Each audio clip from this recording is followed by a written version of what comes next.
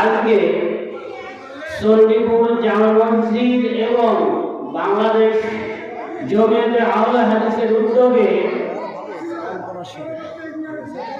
আমাদেরকে মাহফিলে এনেছে। এই জন্য আমরা সকলেই বলি আলহামদুলিল্লাহ। উপস্থিত ওলামায়ে কেরাম, আমার সামনে উপবিষ্ট গণ্যমান্য ব্যক্তিবর্গ, জাতির শ্রেষ্ঠ সন্তান শিক্ষকবৃন্দ, জাতির বিবেক সাংবাদিকবৃন্দ, পর্দার অন্তরালে অবলা সরলা আমার মা বোনেরা, আলোচনার সূচনায় আবারও আপনাদেরকে দিলখোলা সালাম, আসসালামু আলাইকুম ওয়া রাহমাতুল্লাহি ওয়া বারাকাতুহু। আপনারা সকলেই কেমন আছেন? আলহামদুলিল্লাহ। আসলে ভালো থাকি মন্দ থাকি, সুস্থ থাকি অসুস্থ থাকি, যখন যে অবস্থায় থাকি মহান রব্বুল আলামিনের জন্য শুকরিয়া আলহামদুলিল্লাহ।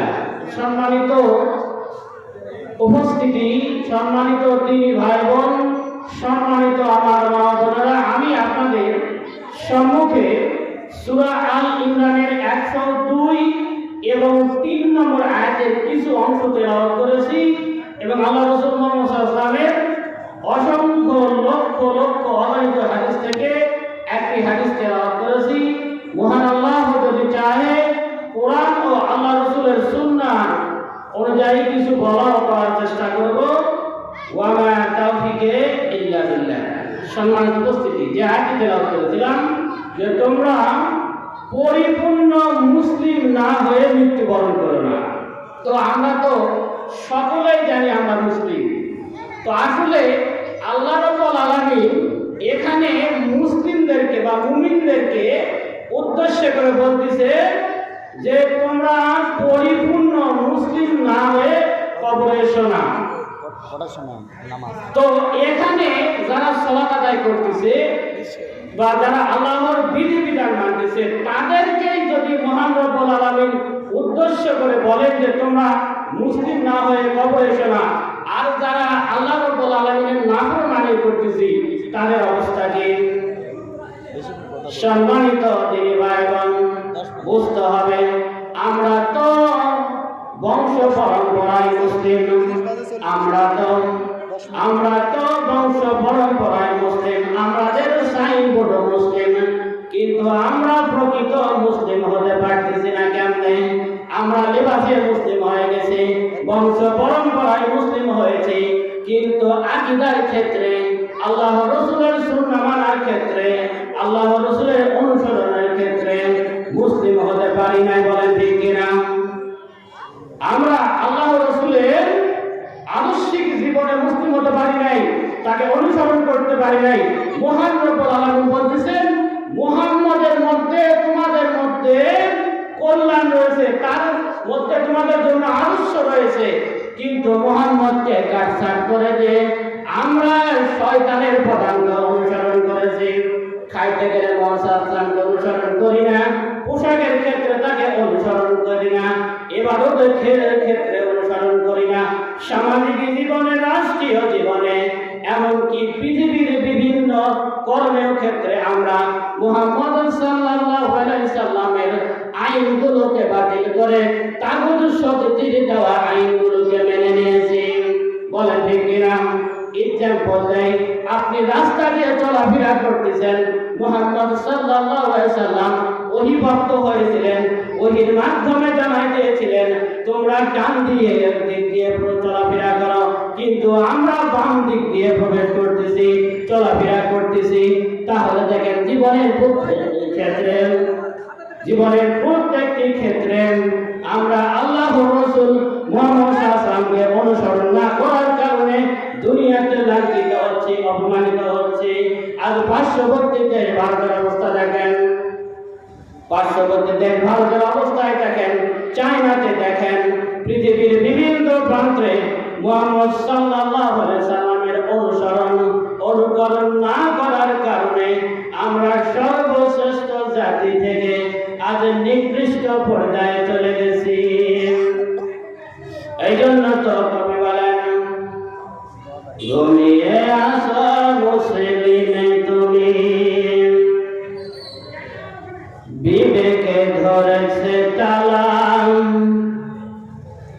রক্ত তোমার শিথিল হয়েছে, পাপে অন্তর কালা। ঘুমিয়ে আসো মুসলিম তুমি, বিবেকে ধরেছে তালা, রক্ত তোমার শিথিল হয়েছে, পাপে অন্তর কালা।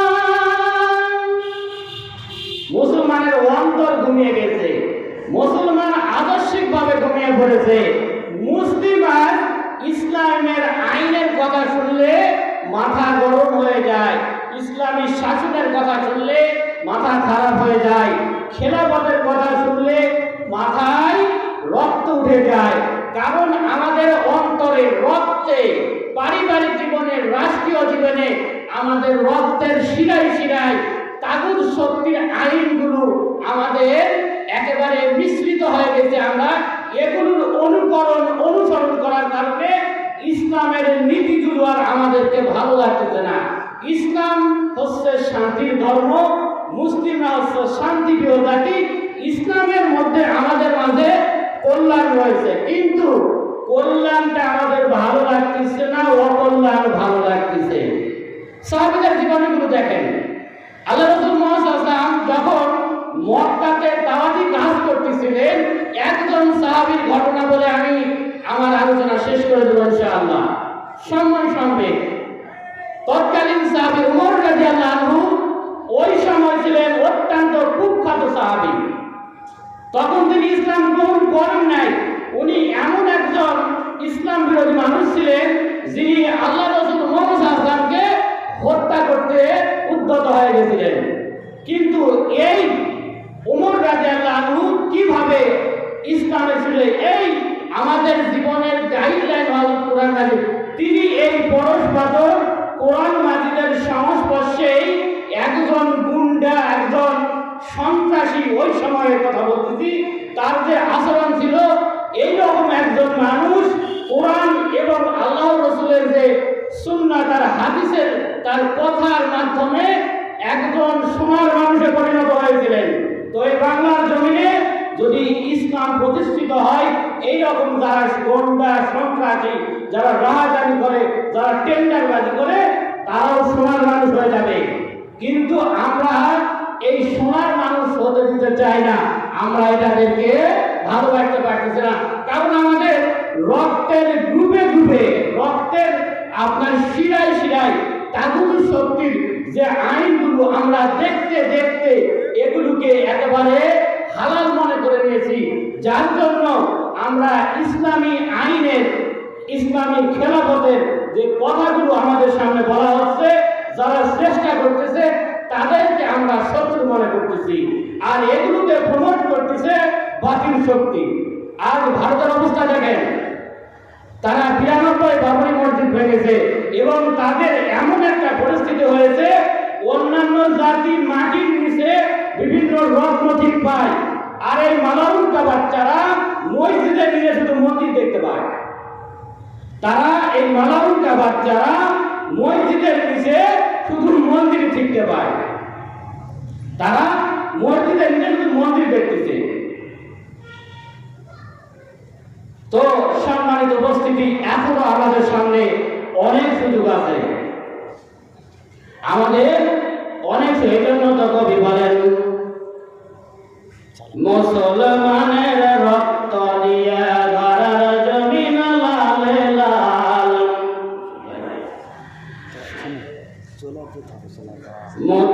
মুসলমানের রক্ত দিয়ে ধরার জমিন লালে লাল, পুত্র সুখে ভাইয়ের দুঃখে মমিন হৃদয় বেসামাল, মুসলমানের রক্ত দিয়ে ধরার জমিন লালে লাল, পুত্র সুখে ভাইয়ের দুঃখে মমিন হৃদয় বেসামাল, অযোধ্যাতে আল্লাহর ঘরে পুত পূজারীর পায়তারা, খোদার জ্বালাই দেশে দেশে আজ লক্ষ শিশু যাই মারা, ইরাকে ইরান পাকিস্তানে আজকে সবার নিরাহারা,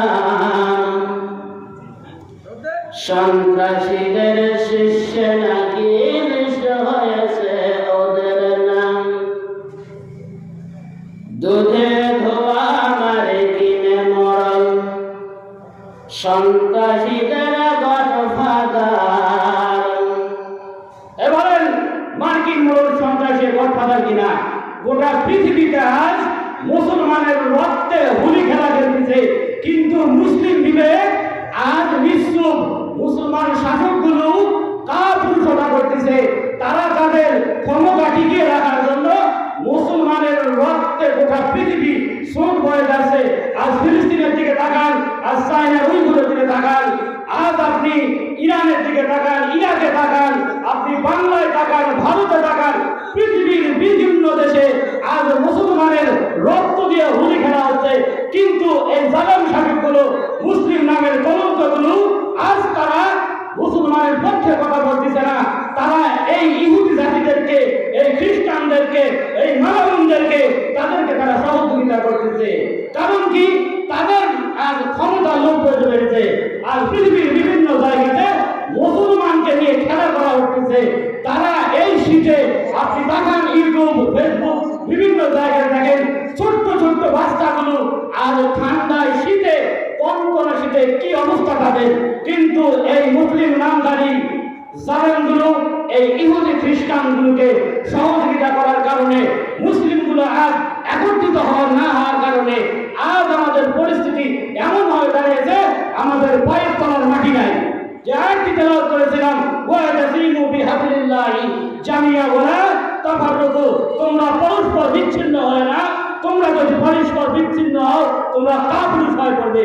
আমরা কাপুরুষ হয়েছি কারণ আমাদের প্রকৃত নেতৃত্ব নাই, খেলাফত নাই, আমাদের সঠিক নেতৃত্ব নাই। আজ শুধু মুসলমানের লেবাস তারা পরে আছে, তারা আমাদের শুধু রক্ত নিয়ে, তারা আমাদের টাকা নিয়ে, পয়সা নিয়ে বিভিন্ন জায়গায় তারা শাসন করতেছে, কিন্তু এরা প্রকৃতপক্ষ মুসলিম নয়। আজ মুসলিম শাসকগুলো আমাদের অসহায়ত্ব তারা দেখতেছে না, তারা দেখতেছে শুধু তাদের ক্ষমতা লোভ। এই জন্য এদের পিছনে আমাদের লাগতে হবে, এদেরকে, এদের রাজতন্ত্র এদেরকে ধ্বংস করে দিতে হবে, এদেরকে এমন ভাবে সরাই দিতে হবে যে আমাদের সঠিক নেতৃত্ব আনতে হবে, যারা মুসলমানের পক্ষ কথা বলবে, এই যারা আমাদের অসহায় মানুষের কথা বলবে, যারা ইসলামের সঠিক আকীদার কথা বলবে, তাদের হয়ে আমাদের কাজ করতে হবে। অবশ্যই গোটা বিশ্বে আর সেই ব্যতীত নয়, এই বাংলার জমিন থেকে ইসলামী শাসন কায়েম হবে। এই শাসনের মাধ্যমে আমরা গোটা বিশ্বে ইনশাআল্লাহ ইসলামী খলিফত কায়েম করব ইনশাআল্লাহ, এবং কোন জালেমের পিছে আমরা যাব না। অবশ্যই আমরা ইসলামী নেতৃত্ব দিকে আগাবো, যারা আমাদেরকে ইসলামী প্রকৃত নেতৃত্ব দিয়ে যাবে, যারা আমাদের সাধারণ মানুষের কথা বলে, এদের ভয়ে আমরা কাজ করব। আল্লাহ যেন আমাদেরকে কোরআন এবং সুন্নাহ, আল্লাহ রাসূলের সুন্নাহ জীবন পরিচালনা করার তৌফিক দান করে, এবং ইসলামের সঠিক নেতৃত্বকে বুঝে এদেশে ইসলাম প্রতিষ্ঠার তৌফিক দান করেন। ওয়া আখিরু দাওয়ানা আলহামদুলিল্লাহি রাব্বিল আলামিন। নাসরু মিনাল্লাহি ফাতহুল করিম। সুবহানাকা আল্লাহুম্মা ওয়া বিহামদিকা আশহাদু আল্লা